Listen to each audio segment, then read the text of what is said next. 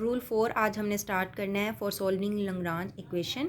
Lagrange equation को solve करने का जो रूल 4 है ये जैसे हमने पीछे रूल 1, 2 और 3 पढ़े थे उन्हीं तीनों का कम्बिनेशन है। यानी इसमें क्या होगा कि जैसे रूल 3 में आप पढ़ते थे कि 2 टाइम्स आप मल्टीप्लाइजर से मल्टीप्लाई करते थे, ठीक है। यहाँ पर समटाइम्स आपको 3 टाइम्स मल्टीप्लाइजर जो होंगे उनसे आपको मल्टीप्लाई करना पड़ेगा और फिर जो इक्वेशंस बनेंगे उनका कंपैरिजन करके जो आप सॉल्व करोगे तो आपके पास फर्दर उसका आंसर आएगा, ठीक है।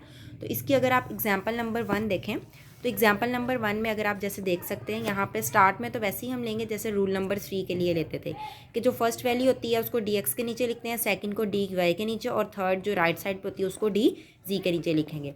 फिर उसी तरह से कुछ चूज़ करेंगे हम मल्टीप्लाइजर, जैसे कि यहाँ पर हम क्या कर रहे हैं 1, -1 और 0 और इसको हम इससे मल्टीप्लाई करके लिखेंगे। जैसा कि आप यहाँ पर देख सकते हैं इसको जब मल्टीप्लाई करके लिखा तो हमारे पास ये वाली चीज़ आ गई, ठीक है।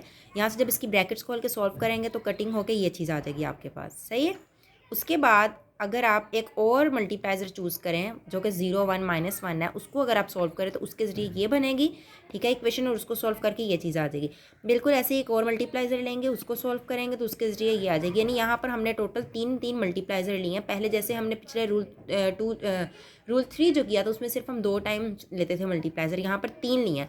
और फिर करेंगे क्या कि तीनों के तीनों जो मल्टीप्लाइजर होंगे उन तीनों की हम क्या करेंगे कि उनका कंपैरिजन आपस में करेंगे, ठीक है। यानी जो तीनों आए हैं उसमें से क्या किया हमने, उनमें से उन तीनों की यानी जो टर्म्स बनी है उन तीनों को आपस में इकट्ठा करके लिखा और अब इनमें से हम कंपैरिजन करेंगे। अब मतलब जो पिछले 2 रूल्स में होता था फर्स्ट में और सेकंड में कि इसकी कोई फर्स्ट 2 टर्म्स ले लें या फर्स्ट और थर्ड टर्म ले लें या क्या करें कि उसके ज़रिए से हम उसके 2 आंसर्स निकाल सकें। अब जैसे सबसे पहले हम क्या ले रहे हैं, फर्स्ट 2 फ्रैक्शंस ले रहे हैं।